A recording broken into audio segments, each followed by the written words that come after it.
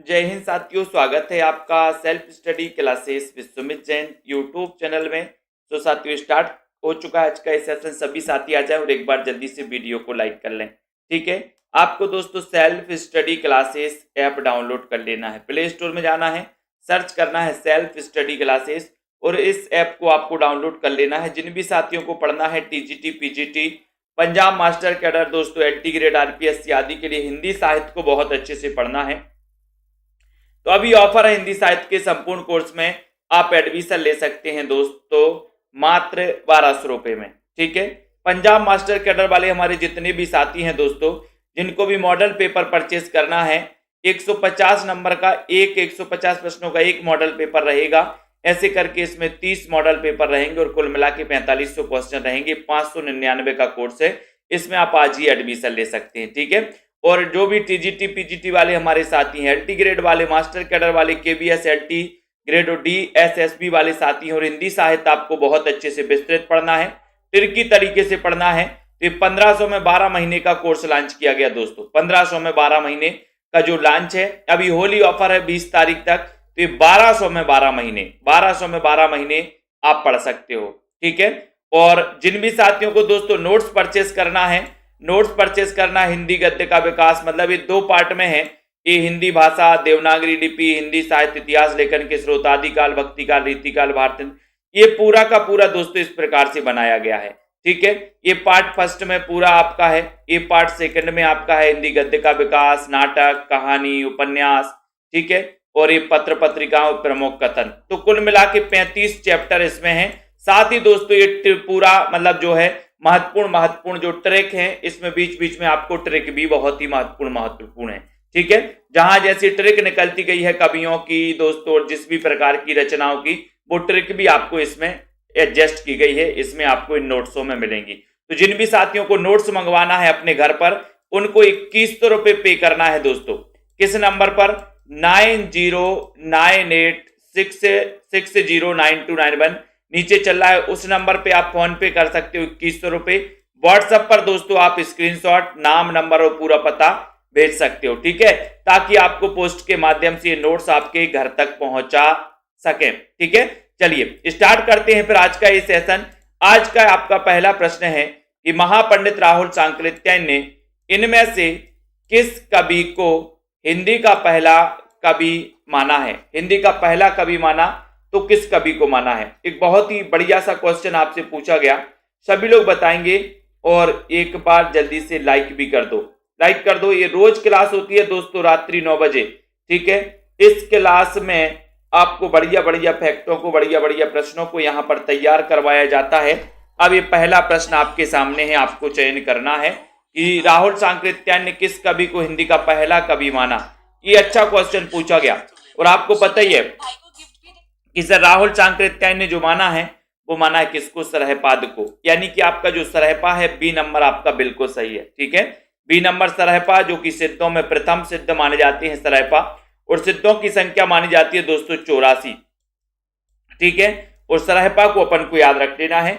उसके बाद यहां पर दोस्तों संदेशण सबित्रऊ पई मई कहड़ू न जाई, जे कालांगुली मुदणऊ सो बाहिणी समाई। ये पंक्तियों के रचनाकार कौन है? ठीक है, इन पंक्तियों के रचनाकार आपको बताना है। विमल सूरी हैं, अद्दहमाण है, दामोदर भट्ट हैं या फिर हेमचंद्र हैं। तो किन भी कौन से साथी हैं दोस्तों ऐसे जिनको भी नोट्स मंगवाना है? वो सभी साथी जिनको नोट्स मंगवाना है। ठीक है, तो यहां पर संदेशणऊ सबित्रऊ पई मई कहड़ू न जाई, ये पंक्ति बताना है। ये पंक्ति किस रचनाकार की है? बहुत ही अच्छा क्वेश्चन है दोस्तों। और ये जो पंक्ति मानी जाती है, ये पंक्ति मानी जाती है दोस्तों, ये जो पंक्ति ली गई है वो संदेश रासक से, संदेश रहू है ना, इस संदेश रासक से पंक्ति ली गई है, संदेश रासक से। और संदेश रासक के जो रचनाकार हैं वो कौन है? संदेश रासक के शंकरलाल, सी नहीं, यहां पर बी नंबर होगा। संदेश रासक एक रचना है जिसे आदिकाल का मेघदूत कहा जाता है, और वो किसकी? अद्दहमाण या फिर अब्दुल रहमान। ठीक है, तो यहां पर आपका बी नंबर बिल्कुल सही है। कबीर की अपेक्षा खुसरो का ध्यान बोलचाल की भाषा की ओर अधिक था, ये कथन किसका है? 3 नंबर का क्वेश्चन है, बहुत ही बढ़िया क्वेश्चन है। कबीर की अपेक्षा खुसरो का ध्यान बोलचाल की भाषा की ओर अधिक था, ये कथन किसका है? जॉर्ज ग्रियर्सन का। जल्दी से बताइए उत्तर, फटाफटा से बताना है। 2100 रुपए पे करना है अमित कनौजिया जी। बताइए, कबीर की अपेक्षा खुसरो का ध्यान बोलचाल की भाषा की ओर अधिक था, किसका ध्यान? मिश्र बंधु का ध्यान। मिश्र बंधु ये कथन किसका है? रामचंद्र शुक्ल का है। जॉर्ज ग्रियर्सन या फिर हजारी प्रसाद द्विवेदी का। 3 नंबर का क्वेश्चन है, सभी लोगों को बताना है दोस्तों। बताइए 3 नंबर का क्वेश्चन, और बहुत ही बढ़िया क्वेश्चन आ गया कि सर ये जो प्रश्न है, ये जो कथन है, ये कथन माना जाता है किसका? रामचंद्र शुक्ल का। यानी कि आपका उत्तर डी नंबर बिल्कुल सही है। डी नंबर आपका बिल्कुल सही हो जाएगा। ठीक है, रामचंद्र शुक्ल का कबीर की अपेक्षा खुसरो का ध्यान बोलचाल की भाषा की ओर अधिक था, ये कथन है किसका? रामचंद्र शुक्ल का।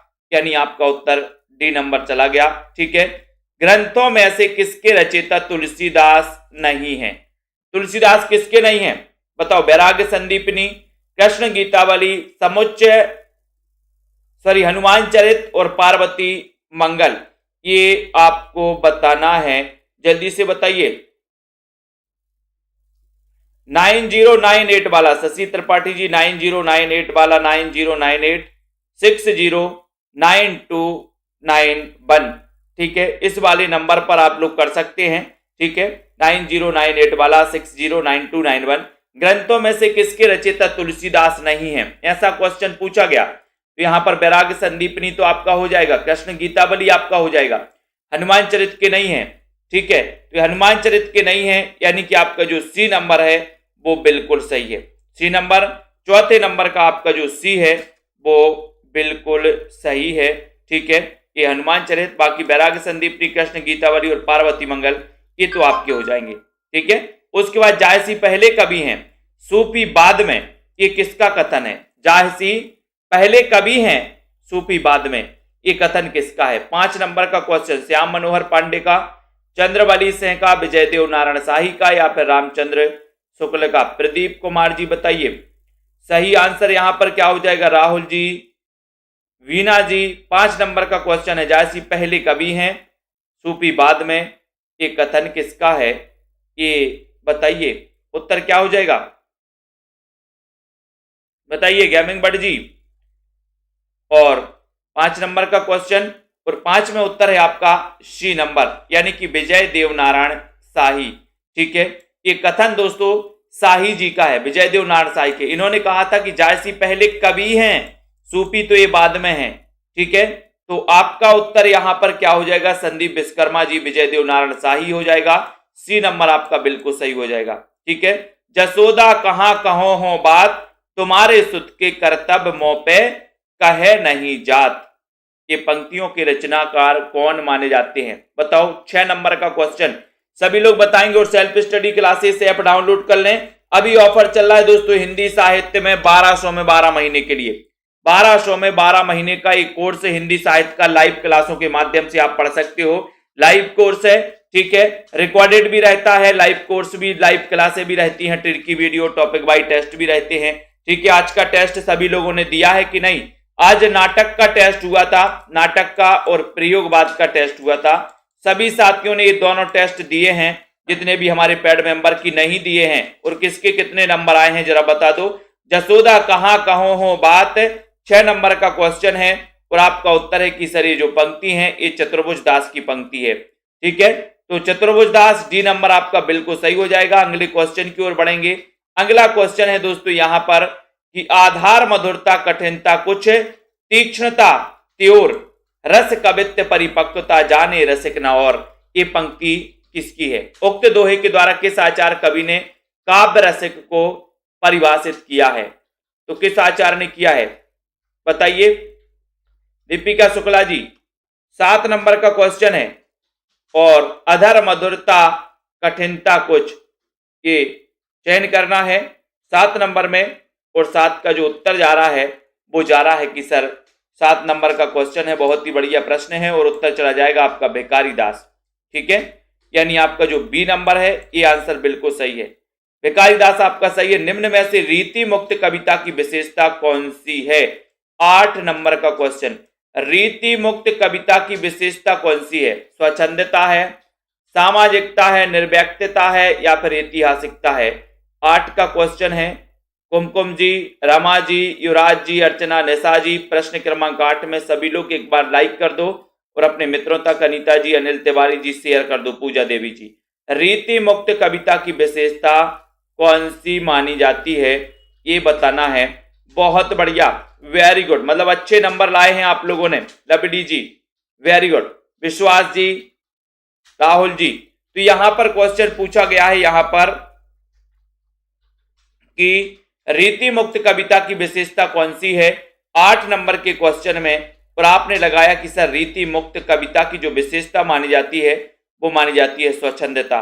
ठीक है, स्वच्छंदता। दोस्तों जो अपने नोट्स हैं उसमें बहुत ही महत्वपूर्ण ट्रिक भी दी है, जैसे अपन ने तार सप्तक के कवियों की ट्रिक दी है, रीति मुक्त, रीतिबद्ध, रीति काव्यधारा, इनकी ट्रिक दी है। तो महत्वपूर्ण चीजों की ट्रिक भी आपको उसमें मिलने वाली है नोट्स में। तो जिनको मंगवाना है वो 2100 रुपए पे करके दोस्तों पोस्ट के माध्यम से नोट्स मंगवा सकते हैं।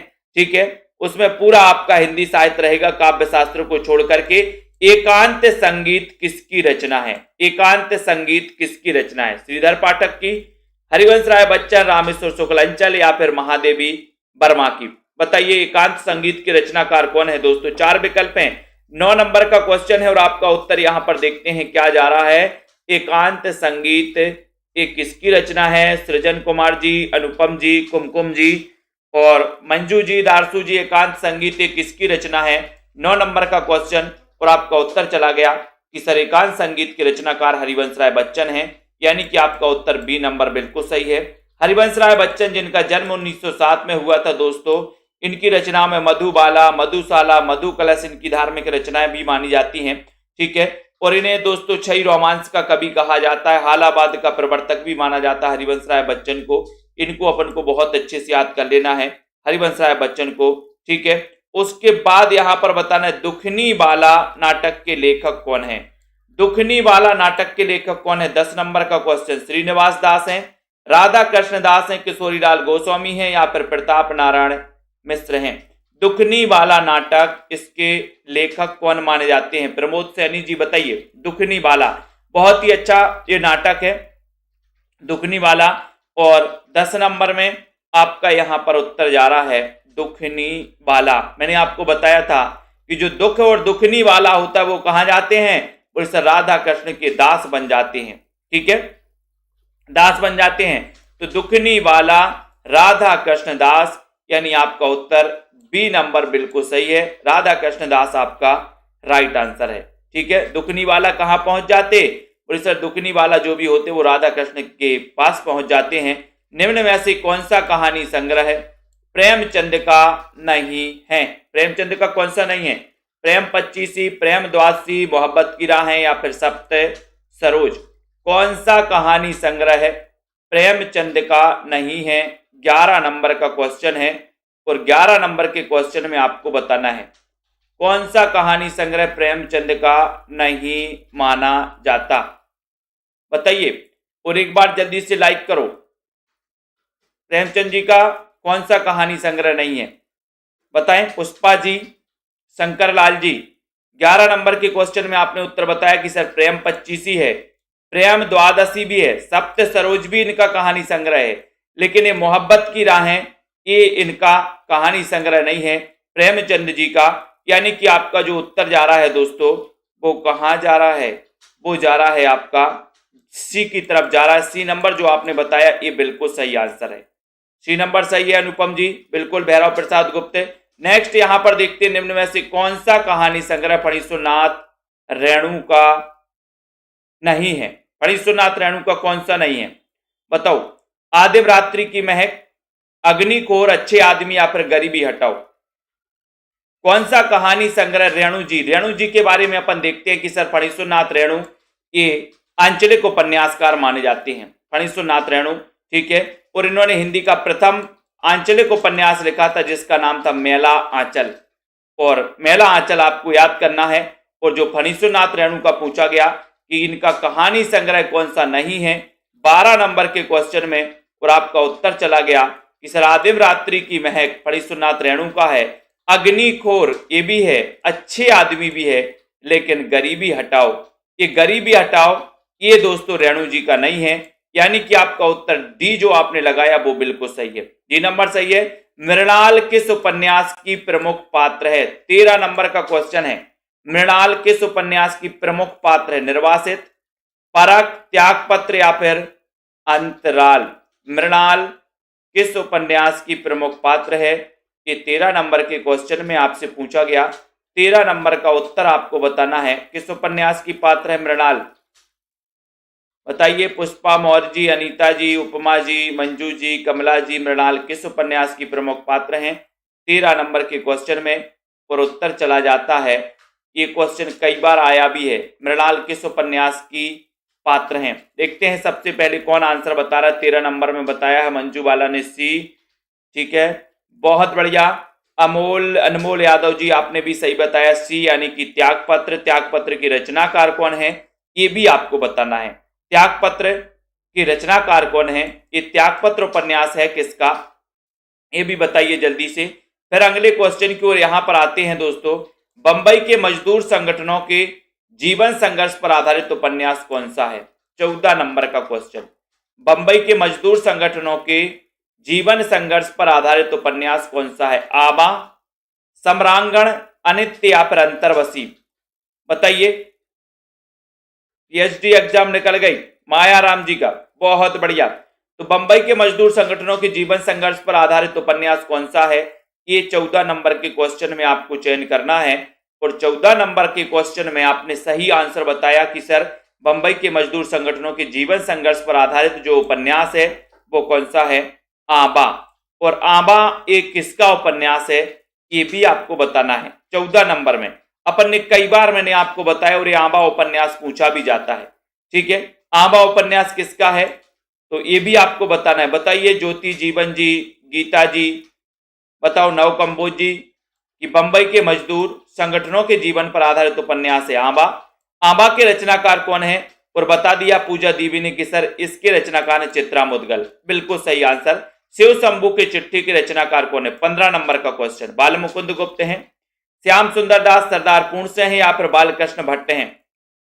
बिल्कुल सही श्वेता जी, अनुपम जी। शिव शंभू के चिट्ठी इसके रचनाकार कौन है? 15 नंबर का क्वेश्चन।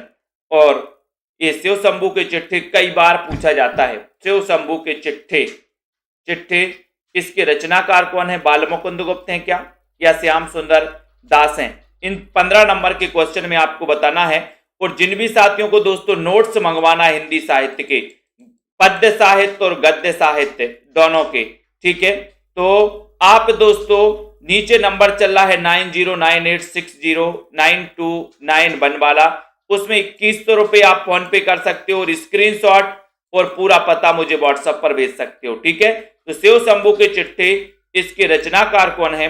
15 नंबर के क्वेश्चन में आपका उत्तर हो जाएगा बाल मुकुंद गुप्त हैं। कौन है? बाल मुकुंद गुप्त हैं। ये नंबर का आपका बाल मुकुंद गुप्त बिल्कुल सही आंसर हो जाएगा। इनमें से कौन काशी नागरी प्रचारणी सभा के प्रथम सभापति थे? 16 नंबर। काशी नागरी प्रचारणी सभा के प्रथम सभापति कौन थे? एक अच्छा क्वेश्चन पूछा गया है रिया वर्मा जी, शिवानी ठाकुर जी। 16 नंबर के क्वेश्चन में बताइए काशी नागरी प्रचारणी सभा इसकी स्थापना कब हुई थी? ये भी आपको पता होनी चाहिए। और साथ ही ये भी आपको पता होनी चाहिए कि जो काशी नागरी प्रचारणी सभा है इसके प्रथम सभापति कौन थे। और एक दोस्तों का नागरी प्रचारणी पत्रिका भी निकली थी, नागरी प्रचारणी पत्रिका, वो भी आपको पता होनी चाहिए कि वो कब निकली थी। ठीक है, तो यहां पर काशी नागरी प्रचारणी सभा के प्रथम सभापति आपसे पूछा गया 16 नंबर के क्वेश्चन में, तब आपका उत्तर हो जाएगा सी नंबर। और सी नंबर आपका बिल्कुल सही है, बहुत बढ़िया। मायाराम जी, विक्रम विश्वविद्यालय उज्जैन में पहली नंबर, वेरी गुड मायाराम जी। तो बाबू राधा कृष्ण दास, ये आपका बिल्कुल सही है, सी नंबर आपका सही है। इनमें से कौन सा ब्राह्म चिन्ह ऐसा है जो हिंदी में अंग्रेजी भाषा से नहीं लिया गया है? 17। कौन सा ब्राह्म चिन्ह ऐसा है जो हिंदी में अंग्रेजी भाषा से नहीं लिया गया है? ये आपको बताना है श्वेता जी। पीजीटी का इंटरव्यू है, मुझे किसी ने बोला कि नहीं है क्या? श्वेता जी का इंटरव्यू पीजीटी का, तो यहां पर बताना है कौन ब्राह्म चिन्ह ऐसा है जो हिंदी में अंग्रेजी भाषा से नहीं लिया गया। श्वेता जी निकल जाएगा बिल्कुल भी, ठीक है। और तो यहां पर 17 नंबर का कुछ अलग सा क्वेश्चन है और आपका उत्तर चला गया डी नंबर। डी यानी कि ये जो वाला ये जो है ये दोस्तों पूर्ण विराम ये नहीं दिया गया अंग्रेजी से, तो डी नंबर सही है। प्रयत्न के आधार पर ला किस प्रकार की ध्वनि है? अच्छा क्वेश्चन है। पार्श्विक है, उत्क्षिप्त है, प्रकंपित है या संघर्षहीन है, ये बताना है। 1893 में दोस्तों नागरी प्रचारणी सभा काशी की स्थापना हुई थी और 1896 में नागरी प्रचारणी पत्रिका का प्रकाशन हुआ था। संजय पाठक जी 18 नंबर के क्वेश्चन में आपको चयन करना है। 18 का उत्तर आपका क्या जा रहा है? प्रयत्न के आधार पर किस प्रकार की ध्वनि है? ला। बताओ, बताइए।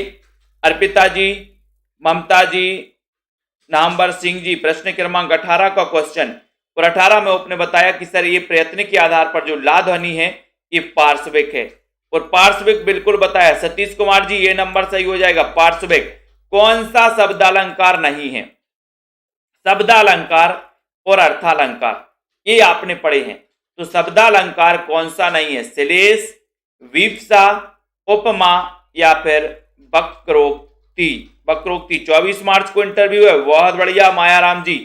तो यहां पर कौन सा शब्दालंकार नहीं है? 19 नंबर के क्वेश्चन में आपको बताना है और 19 में कौन सा शब्दालंकार नहीं है? उत्तर चला गया कि सर उपमा।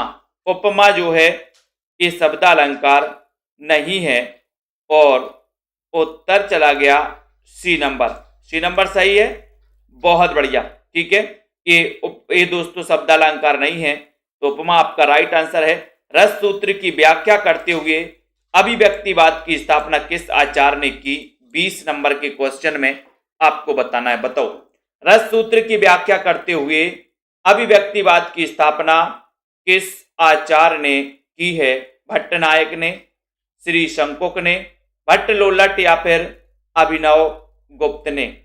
20 नंबर में आपको चयन करना है दोस्तों। रस सूत्र की व्याख्या करते हुए अभिव्यक्तिवाद की स्थापना किस आचार्य ने की है? और सीधा सीधा आंसर जा रहा है कि सर जो अभिव्यक्तिवाद की स्थापना की है वो आचार्य हैं अभिनव गुप्त। अभिनव गुप्त हैं, बहुत बढ़िया। अभिनव गुप्त आपने बिल्कुल सही बताया। डी नंबर आपका राइट आंसर है। डी नंबर सही है। अब दोस्तों यहां पर प्रकाशन वर्ष के अनुसार रचनाओं का सही अनुक्रम बताना है। यहां पर बताइए, सही अनुक्रम बताइए। सभी लोग बताएंगे और एक बार जल्दी से लाइक कर दो सभी साथी। जितने भी हमारे साथी देख रहे हैं, सेल्फ स्टडी क्लासेस का ऐप डाउनलोड कर लो। जिनको भी अभी कोर्स में एडमिशन लेना है तो 1200 में 12 महीने का ऑफर चल रहा है दोस्तों। हिंदी साहित्य को ट्रिक से आप पढ़ सकते हो। 1200 में 12 महीने का ऑफर है, ठीक है। और जिनको भी नोट्स मंगवाना हो वो 2100 रुपए में नोट्स दोस्तों अपने घर तक मंगवा सकते हो हिंदी साहित्य के, ठीक है। तो यहां से जो क्वेश्चन आपसे पूछा गया उस क्वेश्चन का आंसर जल्दी से आपका आना चाहिए। प्रश्न है आपका 21। यहां पर देख रहे हैं प्रकाशन वर्ष के अनुसार आपको यहां पर चयन करना है 21 नंबर के क्वेश्चन में। और 21 में सबसे पहले दोस्तों आपका कौन सा आएगा? सबसे पहले तो ये श्राप का 4 रचना आएगी, फिर भरतेश्वर बाहुबली रास, चंदनवाला रास और रेवंत गिरी रास। यानी कि आपका जो डी नंबर है वो यहां पर डी नंबर बिल्कुल सही हो जाएगा। डी नंबर जिन्होंने आंसर सही बताया है उनका आंसर बिल्कुल सही है, ठीक है। उसके बाद दोस्तों यहां पर आते हैं, अगले क्वेश्चन को पकड़ते हैं। सभी लोग बताएंगे कि हिंदी साहित्य का इतिहास सर्वप्रथम किस भाषा में लिखा गया था? अच्छा क्वेश्चन है, सभी लोग बताएं। यहां से तो आपको बनेगा ही क्वेश्चन, हिंदी साहित्य का इतिहास सर्वप्रथम किस भाषा में लिखा गया था? अंग्रेजी में लिखा गया था, हिंदी, फ्रेंच या फिर जर्मन में लिखा गया था? बताइए किस भाषा में लिखा गया था? रामवती जी, अमित अवस्थी जी, प्रश्न क्रमांक 1 में 1200 में 12 महीने के लिए जिनको भी लेना है ऑफर मात्र 20 मार्च तक है दोस्तों। ये ऑफर आपके लिए 20 मार्च तक दिया गया है। आप इस ऑफर का लाभ कभी भी ले सकते हो। सेल्फ स्टडी क्लासेस ऐप में आके निरंतर क्लासें चलती हैं आपके लिए, लाइव क्लासें, रिकॉर्डेड क्लासें, हर टॉपिक बाय टेस्ट भी होता है, हर संडे को भी टेस्ट होता है। हिंदी साहित्य का इतिहास सर्वप्रथम किस भाषा में लिखा गया था? तब आपका उत्तर है कि सर हिंदी भाषा का जो सर्वप्रथम इतिहास लिखा गया वो लिखा गया था फ्रेंच भाषा में। फ्रेंच भाषा में इस्तबार द लिटरेचर हिंदुस्तानी, जो कि दोस्तों गार्सा द तासी जिसके रचनाकार थे, ठीक है। तो यहां पर आपका सी नंबर जो है सही है। पंडिये सयल सत्य बखाड़ई देह ही बुद्ध बसंत न जाड़ई। ये पंक्ति आपको याद करवाई थी मैंने आपसे, गलत नहीं करना। ये पंक्ति किसकी है? प्रश्न क्रमांक 2 नंबर में। बताओ ये किसकी पंक्ति मानी जाती है? इस पंक्ति के रचनाकार कौन है? ये जल्दी से आपको बताना है, बताएं। और बहुत ही अच्छा क्वेश्चन पूछा गया, पंडिय सयल सत्य बखाणई देहई बुद्ध बसंत न जाणई। इस पंक्ति के रचनाकार कौन है? सभी साथी एक बार जल्दी से लाइक करके अपने मित्रों तक शेयर जरूर करें 2 नंबर के क्वेश्चन में। और 2 नंबर के क्वेश्चन में जो ये पंक्ति पूछी गई, ये पंक्ति है सरहपा जी की, पंडिय सयल सत्य बखाणई, सरहपा जी की पंक्ति। ये नंबर सही है। आध्यात्मिक रंग के चश्मे आजकल बहुत सस्ते हो गए हैं। आचार्य शुक्ल का यह कथन निम्न में से किस कवि के संबंध में है? 3 नंबर का क्वेश्चन, किस कवि के संबंध में? बिहारी के, विद्यापति, भिखारीदास या फिर मतीराम? किसके संबंध में ये कथन आचार्य शुक्ल ने कहा है? आध्यात्मिक रंग के चश्मे आजकल बहुत सस्ते हो गए हैं, ये कथन रामचंद्र शुक्ल का है। लेकिन ये किस कवि के बारे में कहा है, ये आपको पता होनी चाहिए। बताइए मेनका जी। प्रश्न क्रमांक 3 नंबर में आपको चयन करना है। और 3 नंबर का क्वेश्चन है कि सर ये कहा है किसके किसके कहा है? रावंत जी, ये कहा है विद्यापति के बारे में, विद्यापति के बारे में कहा है। विद्यापति अपन को पता है आदिकालीन कवि माने जाते हैं। इनकी रचनाएं कीर्ति लता, कीर्ति पताका, पदावली इनकी रचनाएं हैं। पदावली इनकी मैथिली भाषा में रचनाएं हैं। ठीक है मनोज कुमार जी, विद्यापति आपका सही है। मैथिली हिंदी में रचित गद्य की पहली पुस्तक कौन सी है? मैथिली हिंदी में। बहुत ही बढ़िया क्वेश्चन, ये क्वेश्चन तो कई बार पूछा गया है। स्नेहलता शर्मा जी, प्रदीप जी, मैथिली हिंदी में रचित गद्य की पहली पुस्तक कौन सी है? 4 नंबर के क्वेश्चन में एक बढ़िया सा प्रश्न आपसे पूछा गया है, और वो रचना कौन सी है? मैथिली हिंदी में रचित गद्य की पहली पुस्तक कौन सी है? ये आपको बताना है, ये आपको चयन करना है। तो बताइए और चयन करिए आपका सही उत्तर क्या है। मैथिली हिंदी में रचित गद्य की पहली पुस्तक कौन सी है, ये चयन करिए। 4 नंबर का क्वेश्चन,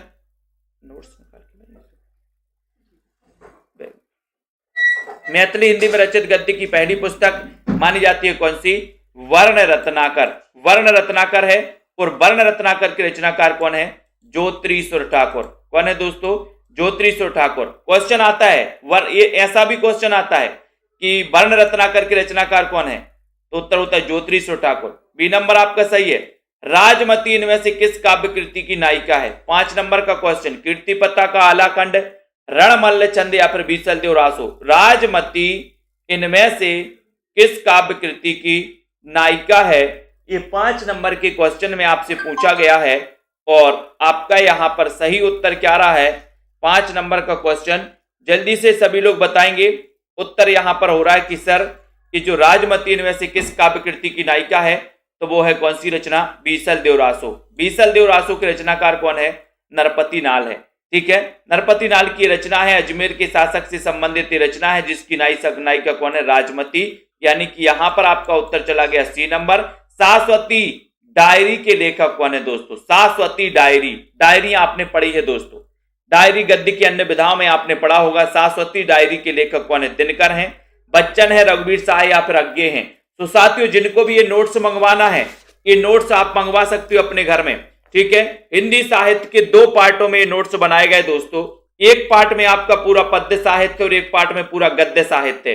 ठीक है, तो ये पार्ट जिनको भी मंगवाना है, नोट्स ट्रिकी नोट्स दोस्तों, जहां पर आपको बहुत सारी ट्रिकी ही ट्रिक बनाई गई है। तो जिनको भी मंगवाना हो अपने घर पर मंगवा सकते हैं, ये नोट्स देख सकते हैं बाई पोस्ट। ठीक है, आप संपर्क कर सकते हैं दोस्तों। यहां पर आपसे पूछा गया है कि शाश्वती डायरी के रचनाकार कौन है? 6 नंबर का, तब आपका उत्तर है कि सर अज्ञे। कौन है? अज्ञे जी हैं। डी नंबर में, काव्य कृतियों में से किसकी रचयिता मीराबाई नहीं है? किसकी रचयिता मीराबाई नहीं है दोस्तों? यानी कि मीराबाई की रचना कौन सी नहीं है? सीधी अर्थों में अगर बात कहें तो 7 नंबर के क्वेश्चन में आपको बताना है गीत गोविंद की टीका, प्रेम तत्व निरूपण राग गोविंद या फिर नरसिंह जी का मायरा। 7 नंबर के क्वेश्चन में और उत्तर जा रहा है कि सर काव्य कृतियों में से किसकी रचयिता मीराबाई, यानी कि मीराबाई जी की रचना कौन सी नहीं है? तो ये गीत गोविंद की टीका तो है, राग गोविंद भी है, नरसिंह जी का मायरा भी है। ये प्रेम तत्व निरूपण नहीं है, यानी कि आपका उत्तर बी नंबर आपका बिल्कुल सही हो जाएगा। बी नंबर राइट आंसर है। बहुत बढ़िया क्वेश्चन आपने दोस्तों पूछा गया था और आपने बिल्कुल सही करेक्ट आंसर बताया है। अगला आपका है रीतिकाल के किस कवि ने अपनी कविताओं में ऋतुओं और त्योहारों के साथ जीवन को खूबसूरती के साथ मिलाया है?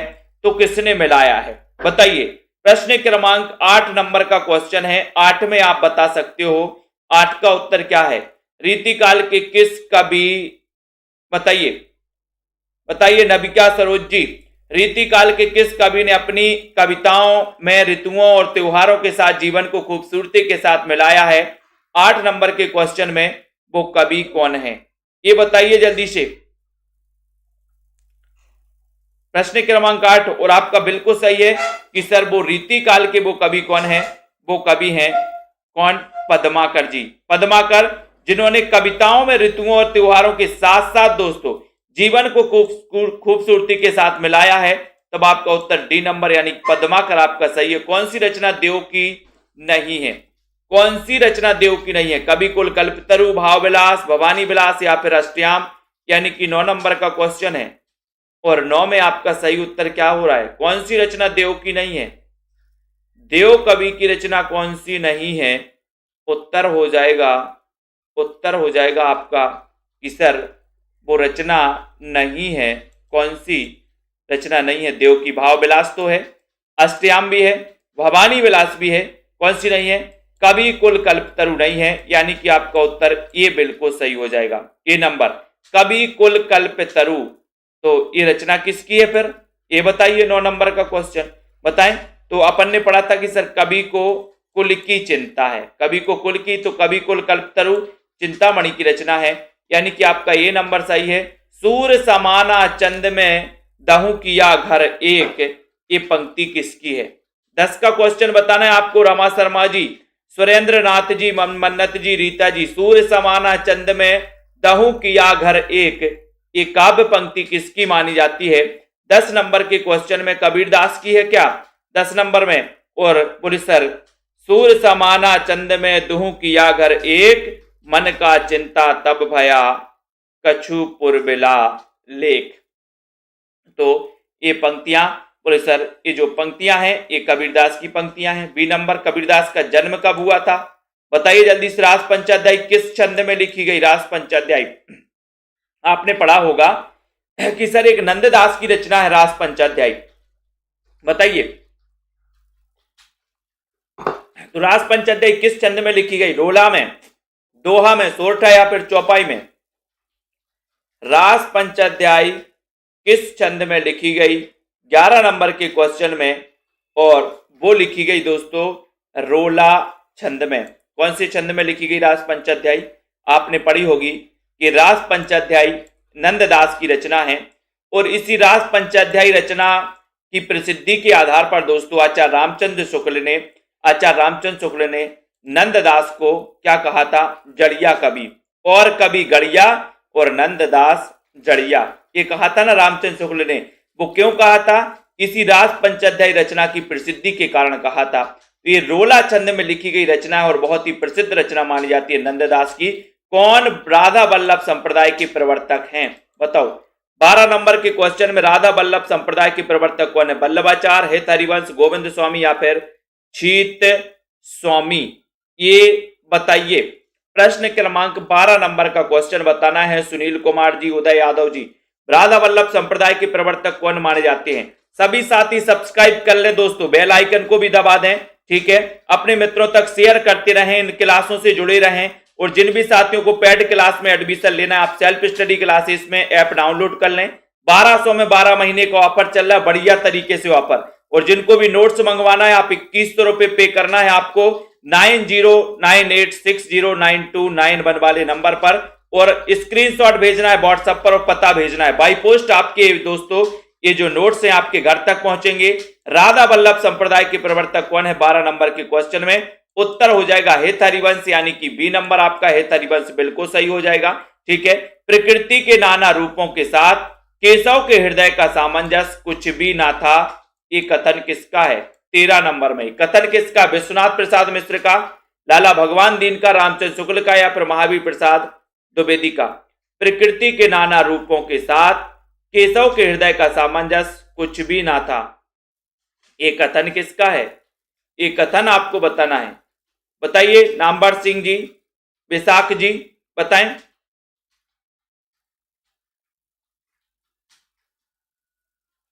और 13 नंबर में बहुत ही अच्छा ये कथन दोस्तों पूछा गया है 13 नंबर के क्वेश्चन में, और सीधा आंसर आपका, आप लोग बहुत अच्छा आंसर बता रहे हैं कि सर ये जो कथन है ये शुक्ल जी का कथन है।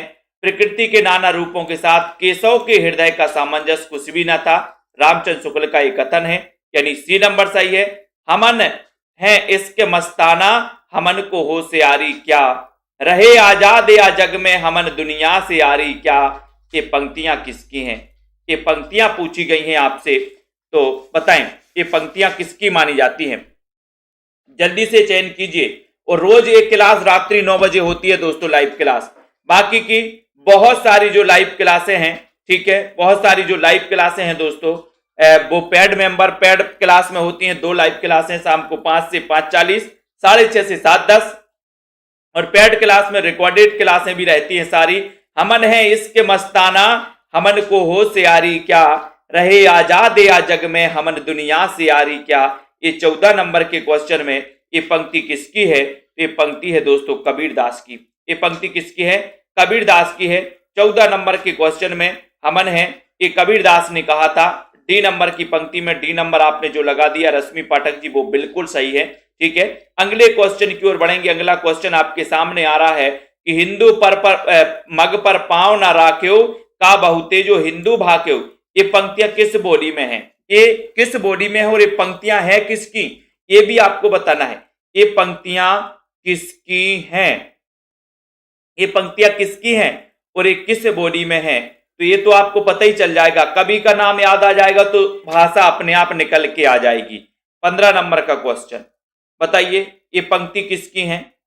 तो आपको पता है कि सर हिंदू मग पर पांव न राख्यो, का बहुते जो हिंदू भाक्यो। तो आपने पढ़ा कि सर ये जो पंक्तियां हैं, ये पंक्तियां हैं नूर मोहम्मद की।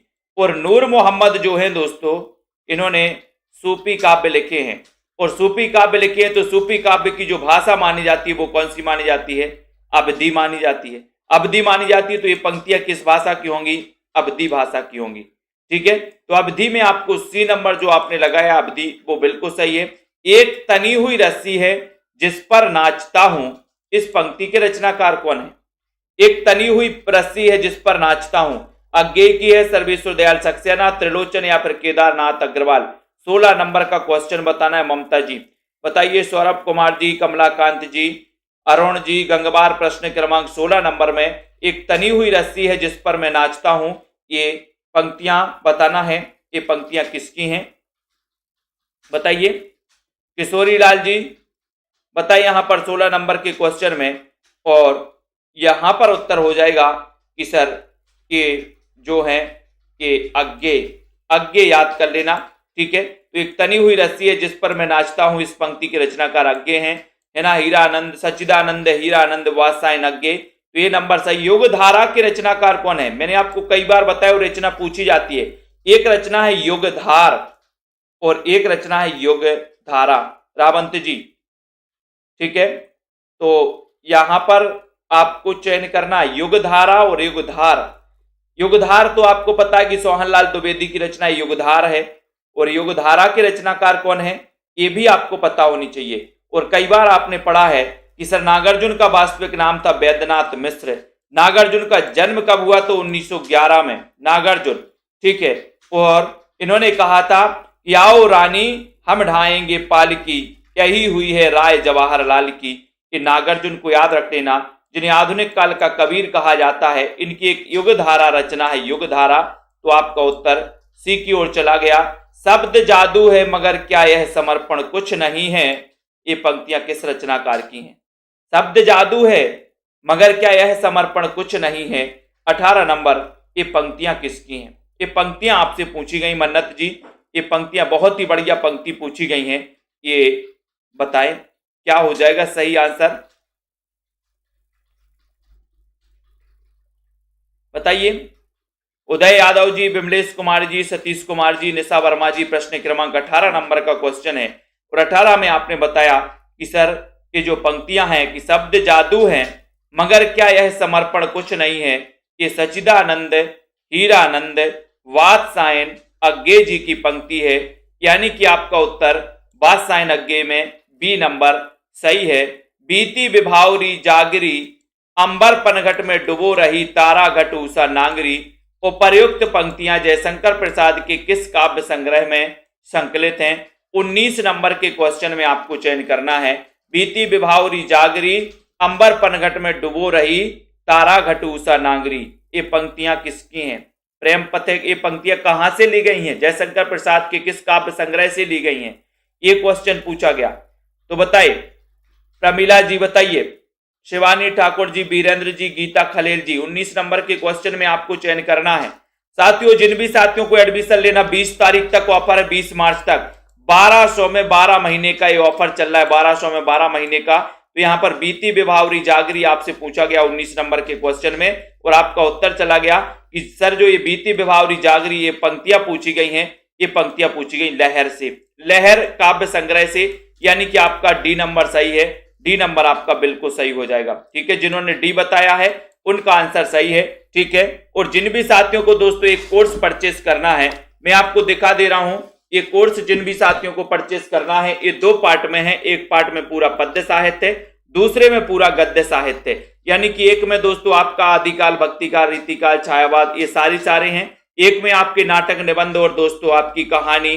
ठीक है, गद्य की अन्य विधाएं, आत्मकथा, संस्मरण, पत्र पत्रिकाएं, एक में वो है। तो ये 2 पार्ट हैं, और दोनों पार्ट के जो है दोस्तों आप 2100 रुपए में आप इनको पे करके इनको अपने घर में मंगवा सकते हैं वाई पोस्ट के माध्यम से। ठीक है, अब पे कैसे करना है? तो नीचे नंबर चल रहा है दोस्तों एक 9098609291 वाला, इस पर फोन पे कर सकते हो, और दोस्तों सीधा आप इसको परचेस कर सकते हो, मतलब फोन पे कर सकते हो, और उसके बाद स्क्रीनशॉट आपको व्हाट्सएप पर देना उसी नंबर पर, और अपना पूरा पता उस पर देना है व्हाट्सएप पर। ठीक है, पिन नंबर, अपना एरिया जो पोस्ट आते हैं वो वाला। ठीक है, और जिनको दोस्तों आपको एडमिशन लेना है, लाइव क्लासों के माध्यम से पढ़ना है, तो आप ऐप डाउनलोड कर लो, सेल्फ स्टडी क्लासेस, जिसमें आप 1200 में 12 महीने दोस्तों निरंतर अध्ययन कर सकते हो और पढ़ सकते हो। लाइव क्लासों को अटेंड कर सकते हो। अर्पिता जी, ज्योति जी, नीता जी, गीता जी, सृजन जी, लवली जी, ठीक है, प्रमिला जी, वीरेंद्र, दारसू जी, राहुल राज जी, मधु जी, ठीक है, रेखा जी, अरुण जी, बिल्कुल बहुत बढ़िया, सिया अग्रवाल जी, रागिनी जी, अनुराग जी, अर्चना लोधी जी, रीता कांत जी, सभी साथियों को धन्यवाद। और पढ़ते रहें, अध्ययन करते रहें दोस्तों, इसी प्रकार से लगे रहें।